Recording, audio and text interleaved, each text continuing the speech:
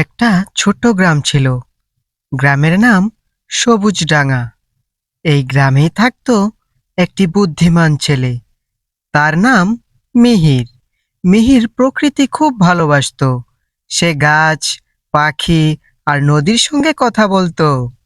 একদিন মিহির শুনল গ্রামের পাশে থাকা নীলবন থেকে রাতে নাকি আলো বের হয়। সবাই ভয় পায়, কিন্তু মিহির কৌতূহলী হয়ে উঠল। বনের ভেতরে ঢুকে মিহির দেখল একটি নীল আলোয় তৈরি দরজা। দরজায় লেখা, ভালো মন থাকলে ভেতরে এসো। মিহির সাহস করে দরজা খুলল। আর ওই দরজার ভেতরে ছিল এক আশ্চর্য জগৎ।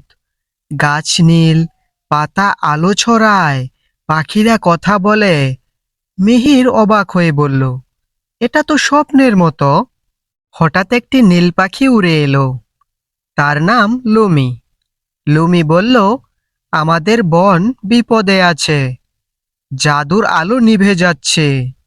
লুমি বলল, বনের আলো আসে একটি পাথর থেকে, কেউ সেটা চুরি করেছে। মিহির বলল, আমি সাহায্য করব। পথে এলো এক নদী। নদী আলো দিয়ে তৈরি। নদী বলল, শুধু সত্যবাদীরাই পার হতে পারে। মিহির সত্য কথা বলল। নদী পথ দেখালো। এখন চারদিকে কুয়াশা। মিহির একটু ভয় পেল। লুমি বলল, ভয় মানেই থেমে যাওয়া নয়। মিহির এগিয়ে গেল।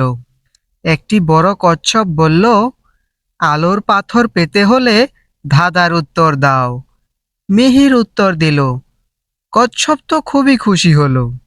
গুহার ভেতরে ছিল অন্ধকার, কিন্তু মিহিরের ভালো মন আলো ছড়াতে লাগলো। সে দেখল পাথরটির সামনে। মিহির পাথরটি তুলে নিল। হঠাৎ চারপাশ আলোয় ভরে গেল।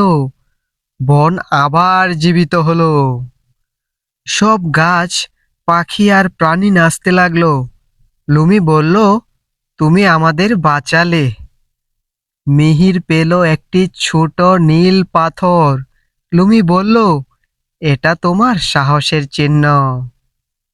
মিহির আবার দরজা দিয়ে বের হলো।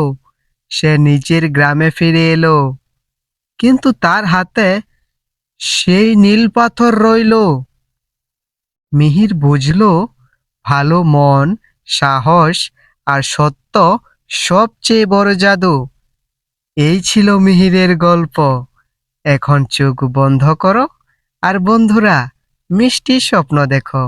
দেখা হচ্ছে নতুন আরো একটি গল্প নিয়ে। সে পর্যন্ত সবাই ভালো থাকবে। Bye bye.